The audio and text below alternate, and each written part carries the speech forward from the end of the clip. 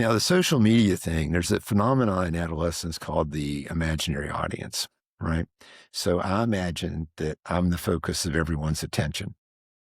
A corollary of this is the 20, 40, 60 rule, right? When I was 20, I said to myself, I have to date the right girl, wear the right clothes, drive the right car. Hmm. When I turned 40, I said, I'll date who I want, wear what I want, drive where I want. And when I was 60, I realized no one ever cared anyway.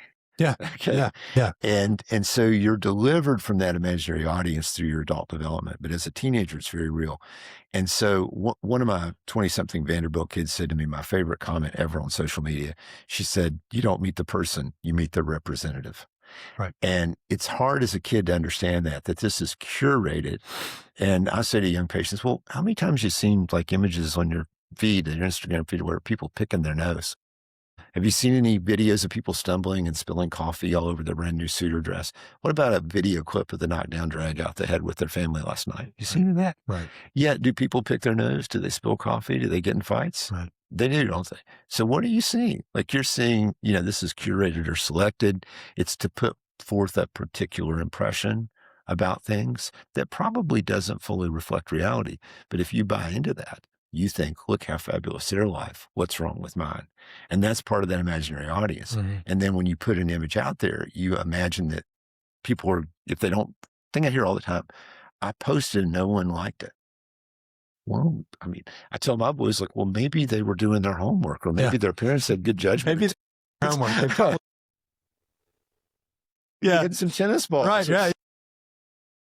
That's right. Maybe they weren't looking at their phone going, when is he going to post? Right. Right.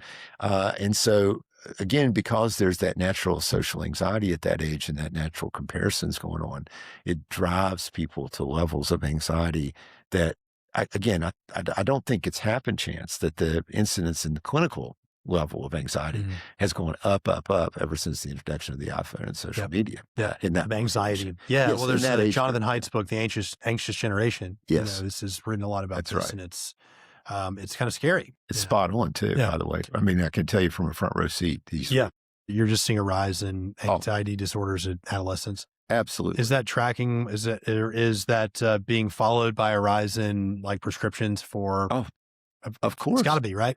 Of course. Benzodiazepines or right. Yeah. Or any other anxiety drug. Yeah. Sure. Yeah. Anxiety medicines and, the SSRIs and these type of medicines, and again, it's not that those medicines don't ever have a role, but like okay, fun fact. So depending on let's take ADD because it's an especially good example.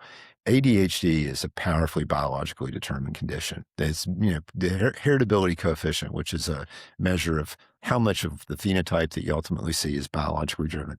It's about 0.8. Oh, okay. Yeah. So 80% of the phenotype is driven by biological or genetic factors. It's highly heritable. No, people say, well, that means 20% is environmental, and it's true. So, you can do environmental things and that can help. Mm-hmm. It's not to say that environmental things never help, but it's the bulk of it. If you look at depression or anxiety, it's about 0.55. Okay. That means almost half of what you see is environmentally driven. Right. So environmental decisions that you make, like do you exercise? Do you sleep? Do you eat a healthy, balanced diet?